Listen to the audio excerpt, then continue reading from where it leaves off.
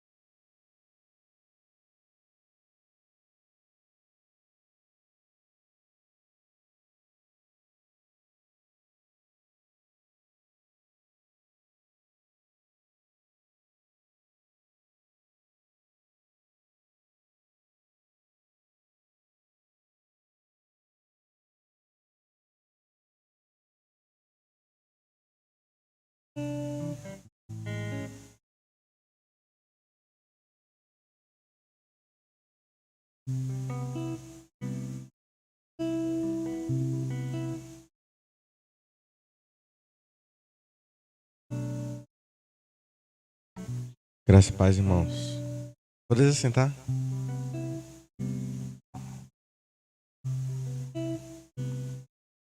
No momento eu gostaria de chamar o irmão Beto, gente boa, para orar pela palavra. Só o nome de Deus.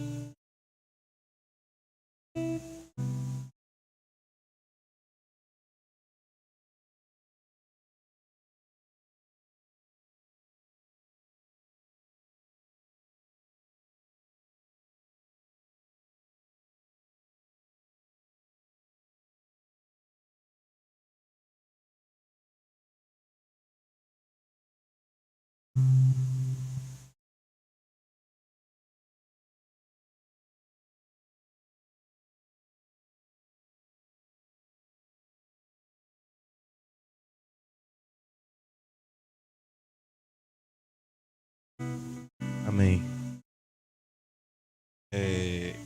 Pastor ontem mandou uma mensagem já de noitinha pedindo para eu trazer a palavra essa noite. Eu fiquei pensando sobre o que falar, né? E a gente vai ler um texto hoje que quase ninguém lê na Bíblia. Salmo 23.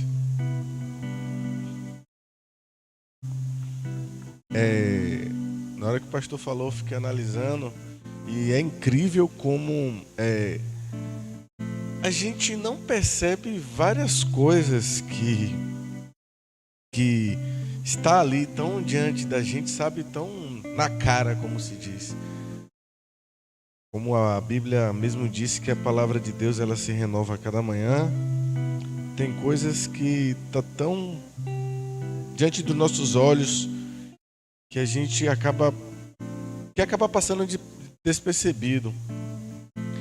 E coisas que a gente sabe de Deus e vamos... Obrigado, Vadinho. Vamos tentar destrinchar um pouquinho essa noite, versículo por versículo, o texto todo em si. Salmo 23. Deixa eu só me encontrar aqui. Diz assim: o Senhor é o meu pastor, nada me faltará. Ele me faz repousar em pastos verdejantes, leva-me para junto das águas de descanso, refrigera-me a alma, guia-me pelas veredas da justiça, por amor do seu nome. Ainda que eu ande pelo vale da sombra da morte, não temerei mal nenhum, porque tu estás comigo. O teu bordão e o teu cajado me consolam. Preparas-me uma mesa na presença dos meus adversários. unges a minha cabeça com óleo, o meu cálice transborda. Bondade e misericórdia certamente me seguirão todos os dias da minha vida, e habitarei na casa do Senhor para todo sempre. Glória a Deus. Pode sentar. Com certeza esse texto já foi muito utilizado para ser pregado por várias pessoas e certamente ele é o texto mais conhecido da Bíblia. O Salmo 23 e o Salmo 91, eu creio que todo mundo conhece, né? Cristão se apega também a João 3,16, mas normalmente até pessoas que não são cristãs sabem do Salmo 23, que se você chegar para qualquer pessoa aí na rua agora e falar: o Senhor é meu pastor, ela fala: nada me faltará. Porque realmente esse texto é um texto muito conhecido. Mas analisando o Salmo por um todo, eu observei que o salmista, nas suas colocações, ele faz uma reflexão tão forte que, por exemplo, na língua portuguesa, você tem um verbo, né? O verbo tem a voz, para os professores aqui, o verbo tem a voz ativa e a voz passiva, não é verdade? A voz ativa é quando o agente, ele pratica a ação, e a voz passiva é quando o agente, a pessoa sofre a ação do verbo, não é verdade? Se você parar para observar todo o contexto desse Salmo, desculpe a rouquidão, todo o contexto desse Salmo 23, o salmista, ele se utiliza dos verbos em voz passiva. Ele sempre está sofrendo, na verdade não é sofrendo, ele sempre está recebendo a ação de Deus na vida dele. Se você vê no Salmo 1, ele começa: o Senhor é o meu pastor, nada me faltará. Ou seja, está recebendo. Ele me faz repousar, está recebendo a ação. Leva-me, Deus me leva, sabe? Se você for analisar todo o Salmo por um si, é uma ação de Deus que o salmista está recebendo toda hora. Mas o incrível está no versículo 4. No versículo 4, não é Deus que está agindo na vida dele, é ele que está fazendo a coisa. E o que é que diz o versículo 4? Ainda que eu ande pelo vale da sombra da morte. O incrível aí, meus irmãos, é que quando Deus está agindo na vida do salmista, e o salmista está recebendo coisa de Deus, você observa que é sempre descanso, é sempre a mão de Deus protegendo, levando ele para lugares tranquilos. Mas quando ele quer fazer alguma coisa, é andar pelo vale da sombra da morte. Prosseguindo lá também, ele usa outra voz ativa: e habitarei na casa do Senhor.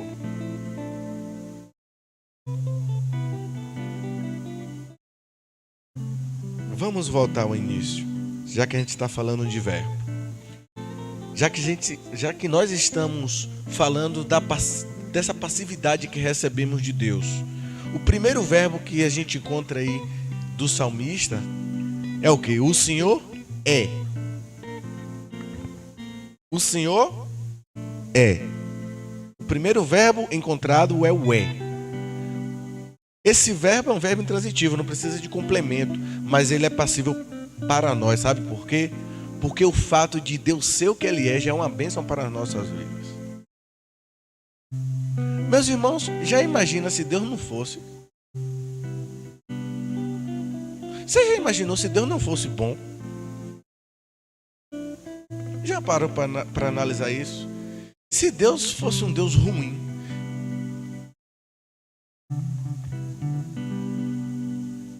se nós Jesus falou: se nós que somos maus sabemos dar coisas boas aos nossos filhos, no caso eu não tenho ainda, mas voltei. Imagina Deus, que é em excelência bom. Esse verbo de Deus Ele é, meu irmão. Você vê lá em Êxodo 3,14, quando Moisés vê a sarça ardendo, e ele chega e diz assim a Deus: mas eu vou dizer como, o povo não vai acreditar que eu falei com a sarça pegando fogo. Eu vou dizer o que para esse povo lá no Egito? E Deus diz para ele: fale que eu sou, te enviou. Eu sou aquele que sou. Deus é por si só Deus. E esse fato já é motivo de nós darmos glórias a Ele. E por toda a extensão da Bíblia, a gente vai ver Deus se colocando como Ele é. Por exemplo, no Salmo 100, versículo 5, a Bíblia diz que pois o Senhor é bom. Deuteronômio 32, 14, a Bíblia diz que Ele é a rocha. Em 1 Coríntios 1, 9, diz que Deus é fiel. Quando a Bíblia diz que Deus é, e o salmista no Salmo 23 diz que Ele é o meu pastor, é o que eu repito, o fato de Deus ser, a essência dele, o que Ele é em si, para nós já é uma bênção. Para nós deve ser motivo de alegria. E ele continua dizendo assim, que o Senhor é o meu pastor. Nada me faltará. Isso quer dizer que Deus, Ele é um Deus provedor. Já vi muita gente pregando, dizendo que não vai faltar luta, que não vai faltar dificuldade, que realmente, mas nesse contexto, o salmista está dizendo, Deus é o meu pastor e eu tenho tudo o que preciso nele. No versículo 2 ele continua, Ele me faz repousar em pastos verdejantes, leva-me para junto das águas de descanso. Isso quer dizer que Deus lhe leva para uma vida abundante. E o que é uma vida abundante? Aí me veio uma curiosidade. Eu fui pesquisar o que é vida, né? Alguém já parou para pesquisar o que é vida? Deixa eu perguntar para vocês aqui agora, o que é vida? Alguém sabe me responder o que é vida? Às vezes a gente vai pensar em vida como uma vida orgânica, né? Biológica. Sangue correndo nas veias, que cresce, né? Nasce, cresce, reproduz, morre. Mas o que é essa vida que Ele me faz repousar nesses pastos verdejantes, refrigera a minha alma? Porque lá em João 10:10, Jesus disse que veio nos dar vida e vida em abundância. Que vida é essa em abundância? Eu fui pesquisar o significado de vida, né? E o primeiro significado que eu achei no dicionário foi modo de viver, conjunto de hábitos. A segunda é propriedade que caracteriza os organismos cuja existência evolui do nascimento até a morte. Mas essa vida abundante, estes pastos verdejantes que o salmista está falando, essa vida em abundância que Cristo quer dizer, é o nosso modo de vida. É a alegria de viver. Porque quantas pessoas têm perdido a alegria de viver? Quantas pessoas não têm mais a vida em abundância? Sabe? E a gente, hoje em dia, está muito fácil em confundir vida abundante com dinheiro. Mas quando o salmista diz, me leva a pastos verdejantes, refrigera a minha alma, ele não está citando, irmãos, coisas materiais, porque Deus, Ele é capaz de lhe dar descanso em meio a tempestades.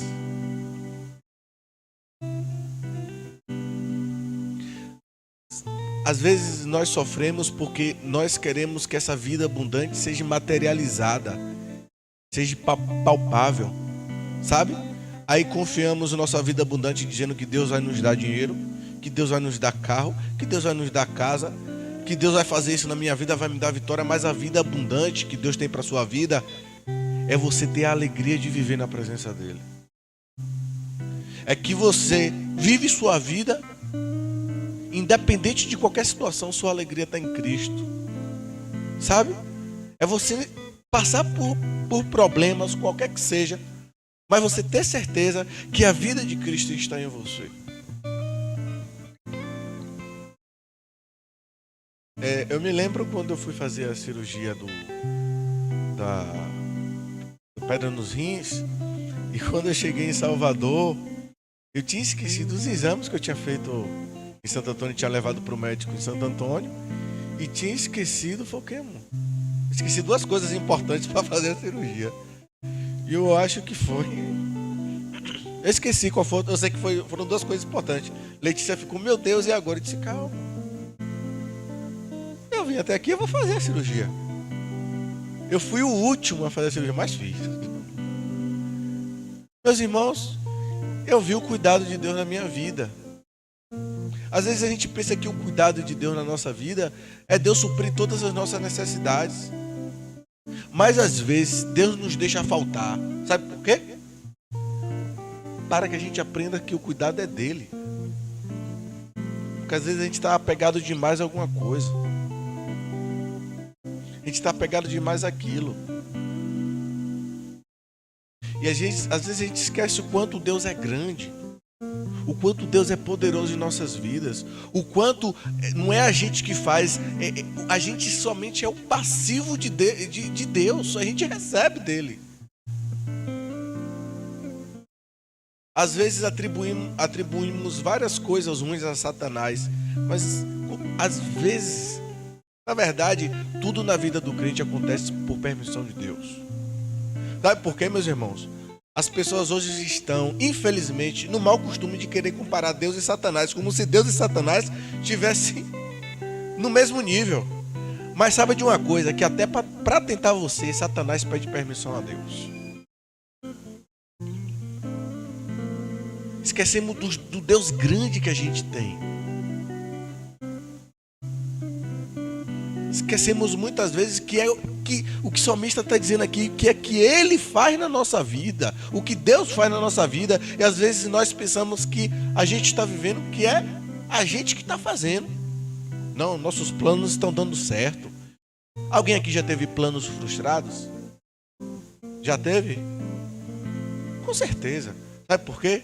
Porque os planos de Deus são muito maiores do que os nossos. Às vezes a gente faz planos exuberantes, mas Deus tem planos maiores. E muitas vezes esses planos maiores, aos nossos olhos, são coisas pequenas.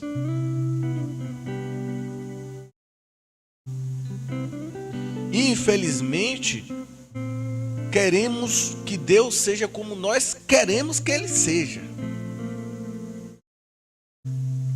Mas esquecemos que nós que devemos ser como Ele.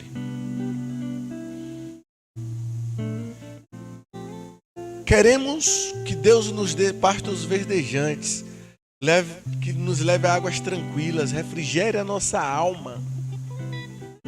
Guiar pelas veredas da justiça. Você sabe o que é uma vereda? Vereda é um caminho estreito. Quem aqui já andou por caminho de roça? Aquele caminhozinho batido, né? Passa pelo meio. Aquilo é uma vereda. É estreito. Sabe? Quando o salmista fala vereda da justiça, mostra que para você andar na linha, naquele caminho, é um caminho estreito. E Deus que nos guia. Infelizmente, esquecemos disso, meus irmãos. Queremos o caminho mais fácil, o caminho mais seguro, que não vai me causar dor, né? Ninguém quer sofrer dor. Mas muitas vezes, como o apóstolo Paulo falou, que é na dor, é no sofrimento que vem o perfume de Cristo, que vem a essência de Cristo em nós. É no sofrimento que nós sentimos o conforto de Deus. A sua alma só é refrigerada porque ela está ansiosa, sabe? Está passando por alguma coisa.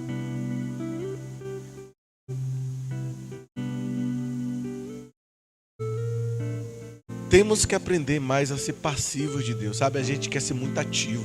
A gente, todos os dias, eu entendo que no mundo que a gente vive hoje, sabe? É um corre-corre. Você tem que ser ativo, você tem que trabalhar, você tem que fazer tudo. A vida não para, sabe? Mas muitas vezes, meus irmãos, a gente tem que aprender a ser passivo de Deus, saber que é Deus que está cuidando das nossas vidas. Eu não estou falando que você tem que parar com sua vida e ficar lá deitar na sua redinha lá e disse: não, agora Deus vai botar comida na minha mesa. Não é nada disso não. O que eu estou falando é que se o Senhor não edificar a casa, em vão trabalham os que edificam. Se o Senhor não guardar a cidade, em vão vigia a sentinela. O que eu estou falando é que Deus faz mais na sua vida do que você pensa que você está fazendo. Porque nesse salmo aqui, é mais Deus fazendo na vida do salmista do que ele querendo fazer alguma coisa. Porque quando ele tenta fazer alguma coisa, é andar pelo vale da sombra da morte. E a outra é habitar na casa do Senhor. É dois caminhos que eu faço. Ou eu ando pelo vale da sombra da morte, ou eu habito na casa do Senhor. Comunhão com Deus.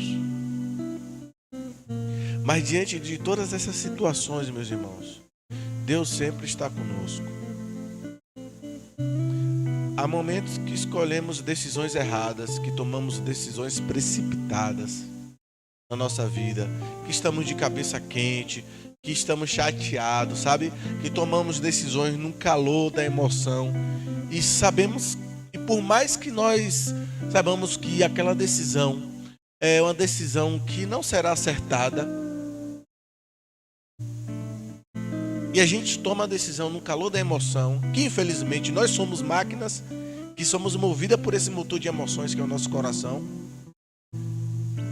Ainda que andemos pelo vale da sombra da morte, por alguma coisa que eu tenha feito, você tenha feito, que nós tenhamos feito, mas o Senhor está conosco. Quem está falando isso aqui não é qualquer pessoa. Quem está falando isso aqui é Davi. Davi, ele sofreu na pele muitas privações por causa dos erros que ele cometeu. Ele sabe o que é cair na mão de Deus. Ele sabe o que é andar no vale da sombra da morte. Mas mesmo assim, ele sabia que mesmo ele estando errado, Deus estava com ele. E isso não fez dele continuar do erro. E isso fez dele tirar forças para superar o erro e habitar na casa do Senhor. Vivemos em dias hoje que há uma grande inversão de valores, que quem é certo parece que está errado, e quem está errado parece que está certo. Não é verdade? Coisas que são absurdas. Estava vendo que nos Estados Unidos passou uma reportagem que estão lutando lá para que pais e mães não sejam mais chamados de pais e mães, sejam chamados de cuidadores. Sabe, gente, daqui uns dias vai ser errado você pensar.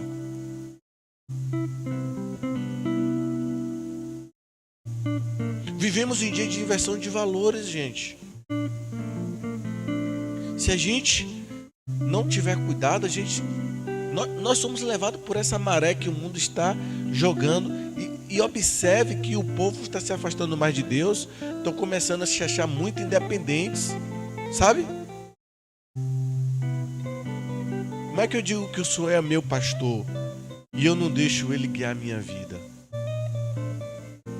Não estou dizendo que você não pode fazer plano, não. Eu faço meus planos, eu tenho os meus desejos. Deus não anula os seus planos, os seus desejos. Ao contrário, Deus quer que você planeje. Deus quer que você corra atrás. Deus quer que você trabalhe. O apóstolo Paulo fala assim: quem não trabalhar também não coma. Deus quer que você viva a sua vida. Mas Deus quer que você viva a sua vida sabendo que a última resposta vem dele. Sabendo que vai ter momentos na sua vida que você vai fazer seus planos, mas os planos de Deus pode ser outro. Ele é seu pastor. Ele sabe que talvez esses planos que você pensa que é bom para você, que é legal, pode lhe trazer morte lá na frente. Quantos casos você já viram de pessoas que perderam, por exemplo, perderam o ônibus e lá na frente, eu conheço pessoas que já perderam o ônibus e lá na frente houve um acidente. Você pensa que isso é por acaso? Não. Você reclamou na hora. Meu Deus, perdi o ônibus. Como é que pode, Senhor? Deus disse: eu sou o teu pastor. Talvez a sombra da morte estava por perto, mas Deus estava ali. E o que eu quero com essa mensagem de hoje mostrar a vocês, meus irmãos, é que o salmista mostra isso. Que eu sou mais passivo de Deus do que eu sou ativo, sabe? Ou seja, eu recebo mais do Senhor do que eu dou a Ele. Tudo que eu tento fazer é carne, é errado. Até para adorar a Deus você precisa dele. Sabe? Até para servir a Deus, até para servir a Ele, você precisa dele.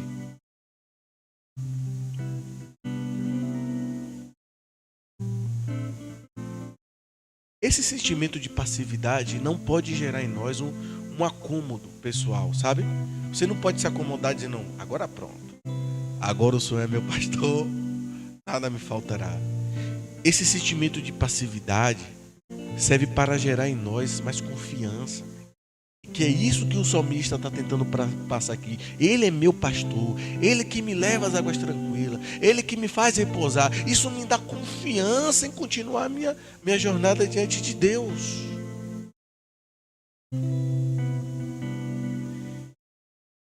Esse sentimento de passividade que você tem, de bênçãos de Deus sobre sua vida, do cuidado de Deus sobre você, tem que lhe gerar confiança, tem que lhe gerar conforto em momentos difíceis.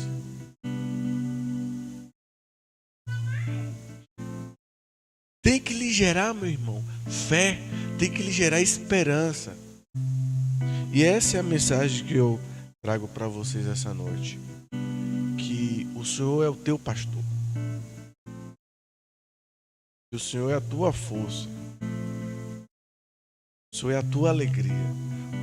Eu não venho aqui dizer que hoje é a noite da tua vitória, não. Porque a noite da tua vitória, o dia da tua vitória já foi conquistada há muito tempo atrás na cruz. Eu não vim dizer aqui hoje é a noite que você é especial, não. Porque todos nós somos especiais diante de Deus. Eu venho aqui dizer que você vai viver. E como existe inverno e verão na tua vida, vai ter momentos bons e ruins, mas vai ter Deus todos os dias na tua vida. Você vai passar por momentos, meus irmãos.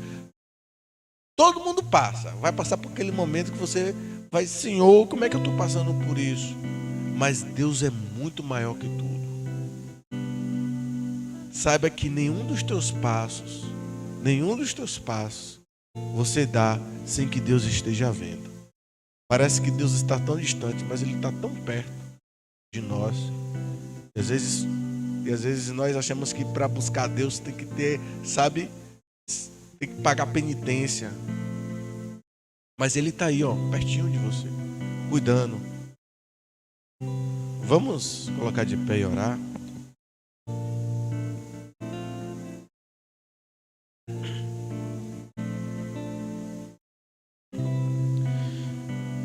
Senhor Deus, eterno Pai, nesse momento aqui, Senhor, que estamos reunidos na Tua casa, te agradecemos, Senhor, porque nós sabemos que Tu é o nosso pastor.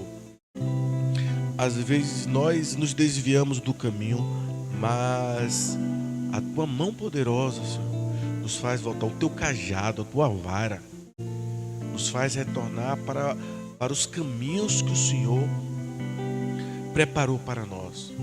Sabemos, Senhor, que vivemos a nossa vida, fazemos os nossos planos, mas somos passivos do Teu amor, somos passivos do Teu cuidado. Sabemos que estamos aqui nesse mundo, Senhor, mas esse mundo não nos pertence.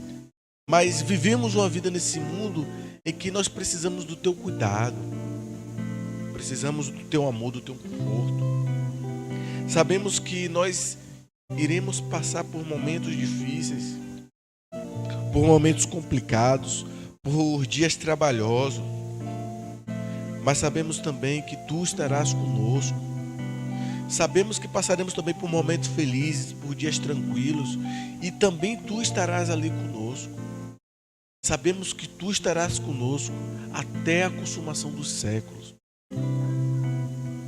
Nós confiamos na Tua mão poderosa, nós confiamos nos Teus cuidados, nós confiamos no Teu carinho para com as nossas almas. Confiamos, Senhor, na Tua mão poderosa nos guiando. E Te pedimos, Senhor, que em todos os momentos em que vivemos aqui nessa terra, que a gente possa compreender qual é a Tua vontade, que a gente possa compreender, Senhor, como é o Teu guiar, como é o Teu agir na nossa vida.